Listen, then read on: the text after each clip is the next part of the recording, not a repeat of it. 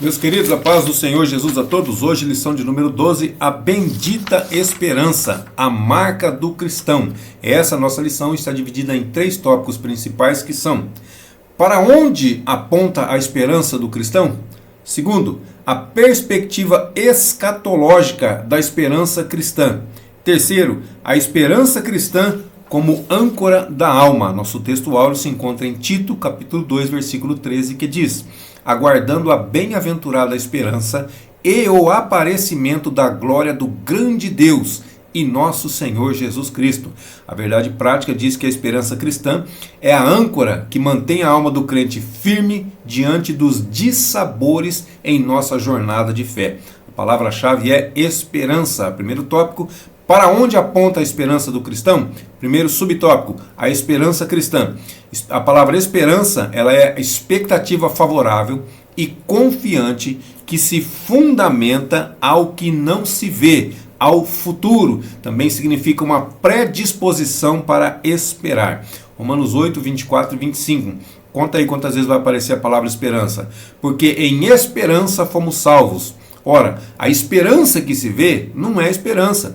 Porque o que... aliás, já apareceu a terceira vez, né? A esperança que se vê. Porque o que alguém vê, como o esperará? Só nesse versículo foram 4 vezes, né? E ele está dizendo assim, que em esperança nós fomos salvos. A esperança que se vê não é esperança. Senão, não faz sentido esperar. Aí o 25 diz: mas se esperamos o que não vemos, com paciência o esperamos. E nós esperamos a segunda vinda do Senhor Jesus Cristo, ou o arrebatamento da igreja, na verdade, né? Então nós estamos aguardando, nós estamos esperando, nós não estamos vendo. Mas não aconteceu. Exatamente, é por isso que nós estamos esperando. A esperança é algo que não se vê. E a esperança também, nós esperamos pela fé. Então nesse caso ela pode antecipar aquilo que é bom. Tito 1 e 2. Em esperança de vida eterna. Então está antecipando aquilo que é bom. O que é bom? A vida eterna, diferente da condenação eterna ou da morte eterna. Então ela antecipa aquilo que é bom. Então Tito 1:2, em esperança de vida eterna, ao qual Deus, que não pode mentir, prometeu antes dos tempos e dos séculos. Também você vai visualizar essa esperança, antecipar aquilo que é bom em 1 de Pedro 1 e 21. Agora, a esperança do cristão, ela foi estabelecida por meio de Cristo. Você vai ver isso aonde? Lá em Colossenses 1 e 27, e também vou ler aqui agora 1 Timóteo 1 e 1. Paulo, apóstolo de Jesus Cristo, segundo o mandado de Deus, nosso Salvador, e do Senhor Jesus Cristo, esperança nossa. Então essa esperança ela foi estabelecida lá atrás, ela foi estabelecida há muito tempo atrás. Outro ponto: a esperança é a confiança no cumprimento de uma grande expectativa. Então, aliás, no versículo não está aqui, então ele só está confirmando. Esperança é a confiança no cumprimento de uma grande expectativa. O segundo subtópico diz que a esperança, fala sobre a esperança nas cartas do apóstolo Paulo. Então, este tema, que tema? A esperança, ela está bem presente nas cartas do apóstolo Paulo. Primeira aos Tessalonicenses 4:13 diz: não quero, porém, irmãos, que sejais ignorantes acerca dos que já dormem, para que não vos entristeçais, como os demais que não têm esperança. Então os tessalonicenses, eles estavam se entristecendo porque eles estavam aguardando que Jesus voltasse no tempo deles, e as pessoas iam morrendo, os cristãos iam morrendo naquele período, e eles ficavam tristes porque eles não conseguiram alcançar o arrebatamento da igreja ou a volta do Senhor Jesus Cristo. Eles não conseguiram alcançar, então eles estavam se entristecendo. Aí Paulo está dizendo assim: irmãos, eu não quero que vocês sejam ignorantes acerca daqueles que já dormem, porque vocês não podem se entristecer por causa disso, como as pessoas que não têm esperança, porque nós temos esperança. E se você ler a sequência dos versículos, vai ter mais alguma coisa aqui na sequência da lição, você vai entender que Paulo explica o que vai acontecer. Aqueles que morreram primeiro, eles vão ressuscitar primeiro, e nós que estamos vivos seremos transformados, e juntos nós vamos encontrar com o Senhor nos ares. Então ele dá essa explicação para o povo, para não se entristecer como aqueles que não têm esperança, que não possuem esperança que nós possuímos. A esperança no cumprimento da promessa, Atos 26, versículos 6 e 7. E agora, pela esperança da promessa que por Deus foi feita a nossos pais, estou eu aqui e sou julgado. Então Paulo estava sendo julgado por causa da esperança na promessa que foi feita aos pais, aos nossos pais, aos patriarcas. Versículo 7: a qual as nossas 12 tribos esperam chegar, servindo a Deus continuamente, noite e dia. Então por esta esperança, ó rei Agripa, sou acusado pelos judeus. Então, peraí, os próprios judeus tinham essa esperança e os próprios judeus acusavam Paulo por essa mesma esperança que eles tinham, ou que deveriam ter também, né? Então, e aí outra, a esperança da justiça, Gálatas 5:5, porque nós, pelo Espírito da fé, aguardamos a esperança da justiça. Então, nós esperamos uma coisa boa também, que é a justiça de Deus.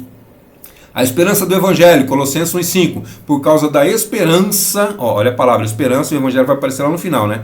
Por causa da esperança que vos está reservada nos céus, da qual já antes ouvistes pela palavra da verdade do Evangelho. Então aqui é a esperança do Evangelho. Também tem a esperança do arrebatamento da igreja, 1 aos Tessalonicenses, capítulo 5, versículo 8. Mas nós, que somos do dia, sejamos sóbrios, vestindo-nos da couraça da fé e do amor, e tendo por capacete a esperança da salvação. Também tem a esperança da vida eterna, Tito 1:2. Em esperança de vida eterna, ao qual Deus, que não pode mentir, prometeu antes dos tempos dos séculos. E também, finalmente, a esperança, só. Tito 2:13, aguardando a bem-aventurada esperança e o aparecimento da glória do grande Deus e nosso Senhor Jesus Cristo. A esperança, ela é a segunda virtude teologal. Valdecir, o que é virtude teologal? Virtude teologal são três as virtudes teologais. Está lá em 1 Coríntios capítulo 13, versículo 13, diz assim: agora, pois, permanecem a fé, a esperança e o amor. Estes três, mas o maior destes é o quê? É o amor. Permanece os três agora. Agora nós estamos esperando. Quando nós o vermos face a face, nós não vamos esperar mais. Nossa esperança se cumpriu. A fé, nós temos fé hoje. Quando nós o vermos face a face, a fé já se cumpriu, já acabou. Eu não preciso mais ter fé em algo que eu estou vendo. Se eu estou vendo, eu não preciso ter fé. Eu acredito naquilo que eu não vejo. Aí o amor vai durar para sempre. Por isso que ele é o maior dessas três virtudes teologais. O terceiro subtópico fala sobre Deus, o autor da nossa esperança. Então essa esperança, ela é consequência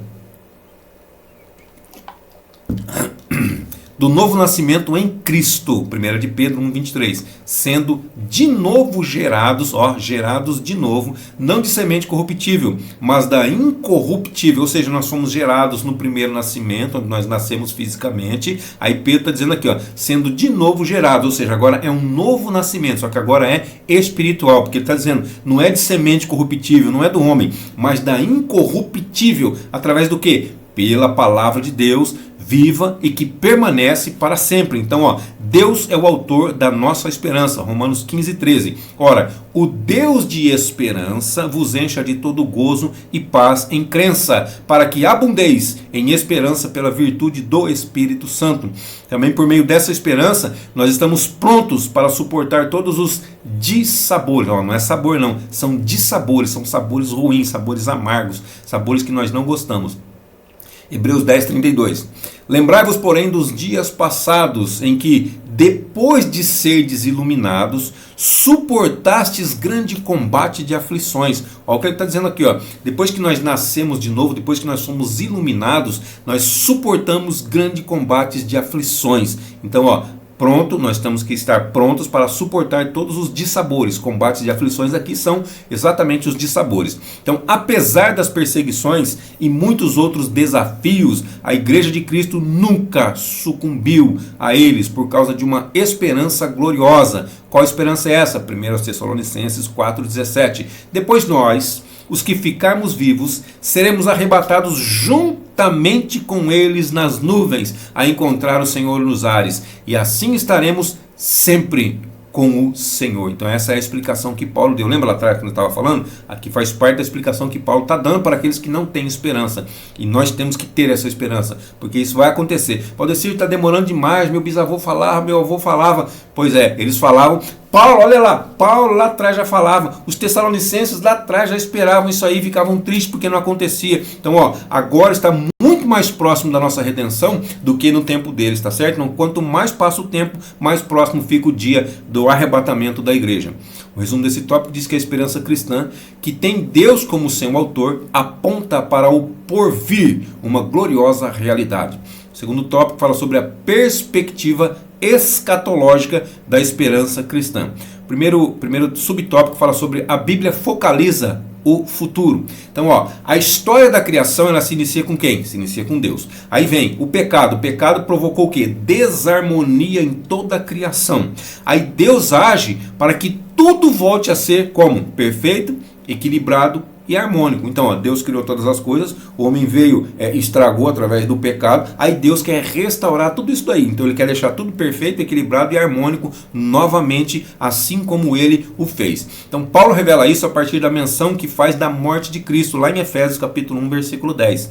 De tornar a congregar em Cristo todas as coisas, na dispensação da plenitude dos tempos, tanto as que estão nos céus, como as que estão na terra. Então esse tornar a congregar aqui, em Cristo todas as coisas, tem uma abrangência cósmica. Ela envolve os céus e ela envolve a terra. Então essa promessa, ela se originou aonde? Lá no Éden, lá em Gênesis capítulo 3, versículo 15. E porém inimizade entre ti e a mulher, entre a tua semente e a sua semente. Esta te ferirá a cabeça e tu lhe ferirás o calcanhar. O segundo subtópico fala sobre a esperança no porvir, traz consolo e alegria ao crente. Então a escatologia, ela estuda as coisas futuras. Muitos vivem com medo do que pode acontecer, mas os cristãos, pelo contrário, eles têm esperança, e essa esperança está viva. Ela morreu, mas ela ressuscitou, ou seja, é uma pessoa, é Jesus, ele morreu, mas ele também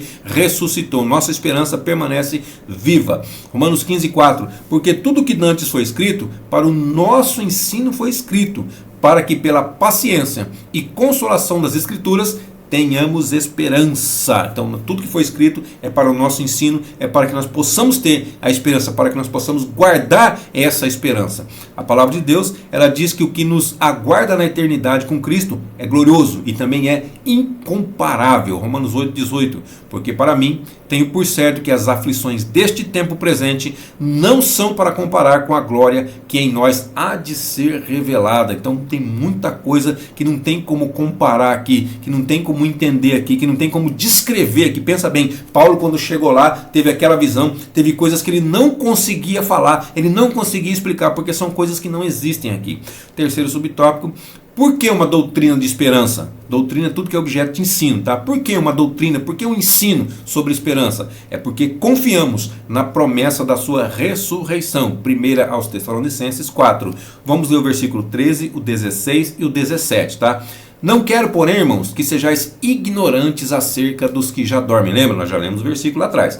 Para que não vos entristeçais, como os demais, que não têm esperança. Então não fique triste como essas pessoas que não têm esperança. Mas porque o mesmo Senhor, que Senhor, Jesus, descerá do céu com alarido, e com voz de arcanjo, e com a trombeta de Deus, e os que morreram em Cristo ressuscitarão primeiro. 17. Depois nós, os que ficarmos vivos, seremos, os mortos em Cristo ressuscitarão primeiro. Depois nós, os que ficarmos vivos, seremos arrebatados juntamente com eles nas nuvens, a encontrar o Senhor nos ares. E assim estaremos sempre com o Senhor. Então não importa se algum parentesco meu ou seu já perdeu a vida, mas morreu em Cristo, eles vão ressuscitar no dia do arrebatamento. Eles vão ressuscitar primeiro. Depois nós que estivermos vivos, nós assim, eu estou dizendo se eu ainda estiver, como o Paulo estava dizendo aqui, se eu ainda estiver vivo, ou os que estiverem vivos, serão arrebatados, serão transformados, e juntos vamos nos encontrar com o Senhor nos ares.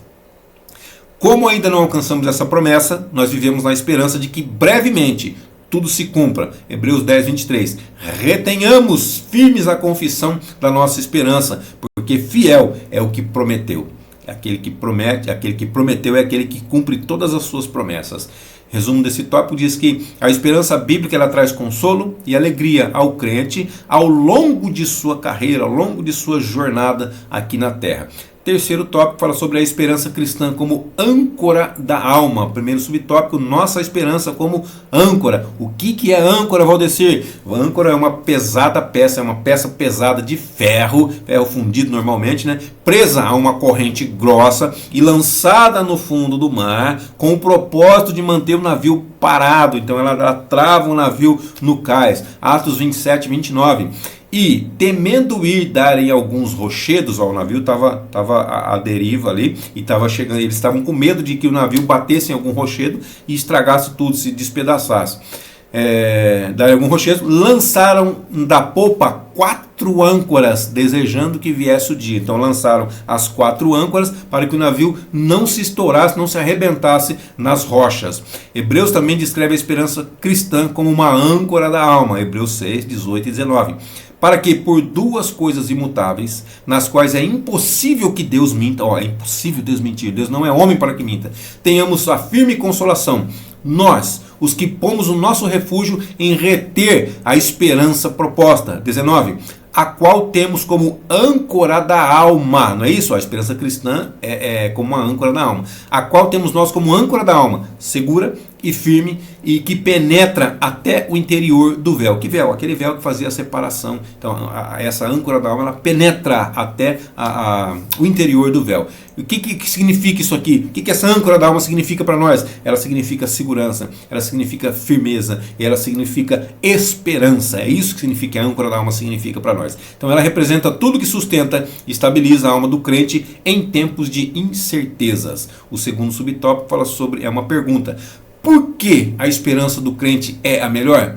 Por quê? Se alguém te perguntar por que a sua esperança é melhor, eu tenho esperança, mas por que a sua é melhor? Efésios 4,12 diz, que naquele tempo estáveis, naquele tempo, antes de aceitar Jesus, antes de ser iluminado, naquele tempo estáveis, sem Cristo, separados da comunidade de Israel.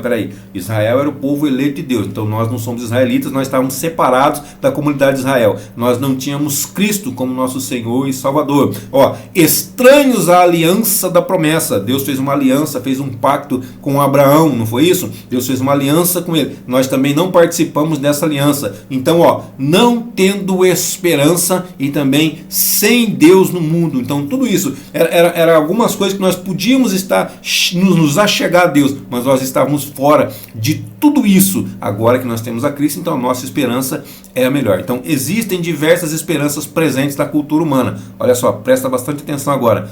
Hinduísmo, então é uma história cíclica. Como é que funciona? A vida é vista de acordo com o ciclo do nascimento, morte e reencarnação, ou seja, nasce de novo, morre e assim vai, e continua dessa forma. Então é uma história cíclica.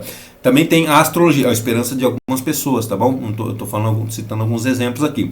Tem a astrologia, que a pessoa se baseia pelos astros, ela tem base pelos astros. Tem a quiromancia, que é a leitura da mão, das linhas da mão. Tem o confucionismo, que o Confúcio, na verdade, o nome dele é Kung Fu Tzu, vem do Kung Fu, tá? Kung Fu Tzu. Então, confucionismo o homem tem tudo para ser, olha só o pensamento deles, o homem tem tudo para ser melhor, independente de Deus, ou seja, não precisa de Deus para melhorar, eu sendo uma pessoa boa, eu andando direito, honestamente, é o pensamento do confucionismo, tá? Agora tem também o que? Tem Maomé é de Mohamed, tá certo?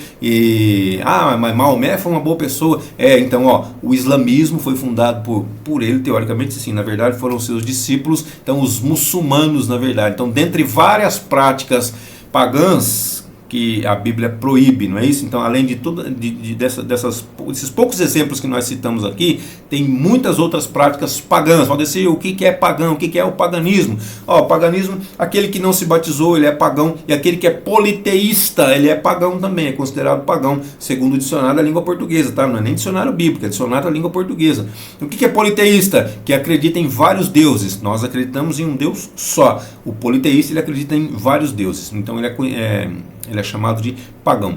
Toda esperança fora de Cristo é vazia, sem sentido. Agora, a esperança em Cristo, ela é segura, ela é consoladora e ela também tem propósito. Então, esperar em Cristo tem tudo isso aqui, tem segurança. Por quê? Porque vai acontecer de verdade. É consolado. Cristo, ele nos consola. O Espírito Santo de Deus nos consola. E tem um propósito. Qual que é o propósito? O propósito é nos levar para habitar para sempre com Ele. Colossenses 1:27 diz assim, aos quais Deus quis fazer conhecer quais são as riquezas da glória deste mistério entre os gentios, que é Cristo em vós, esperança da glória. Então, olha só, nós temos esperança, Cristo está em nós, podemos ter esperança. Terceiro subtópico fala sobre mantendo a firme esperança. Então, a segunda vinda de Cristo é o grande motivo para o crente permanecer firme e manter sua esperança. Irmão, está falando de segunda vinda de Cristo aqui, eu quero deixar bem claro para você, ficar bem claro na sua mente, guarda isso contigo aí. Nós estamos aguardando, não é a segunda vinda de Cristo, nós estamos aguardando o arrebatamento da igreja. Por que que aqui fala a segunda vinda de Cristo? Agora há pouco, nós já falamos várias vezes sobre a segunda vinda de Cristo.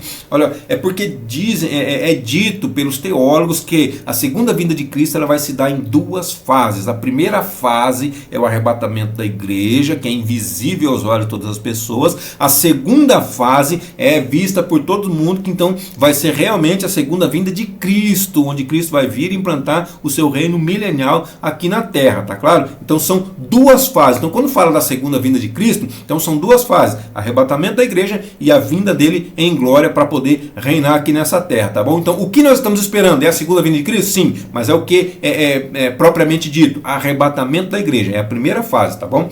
João capítulo 3, versículos 2 e 3 diz assim: Amados, agora somos filhos de Deus, e ainda não é manifestado o que havemos de ser, mas sabemos que, quando ele se manifestar, seremos semelhantes a ele, porque assim como é, o veremos. 3. E qualquer que nele tem esta esperança, purifica-se a si mesmo, como também ele é puro. Se nós temos realmente essa esperança de ser semelhante a ele, de estar com ele, de habitar com ele, nós vamos nos purificar a nós mesmos, da mesma forma que ele é puro. Ah, não, eu acredito nisso daí, mas eu vou continuar levando a minha vida do jeito que eu quero. Então é porque realmente acredita da boca para fora, porque aquele que tem esperança, aquele que acredita verdadeiramente, vai se purificar para ser semelhante a ele. Então, quanto mais nós parecermos com ele aqui, porque lá nós vamos atingir a perfeição. Então aqui nós vamos nos parecendo com ele mais e mais até atingir a perfeição.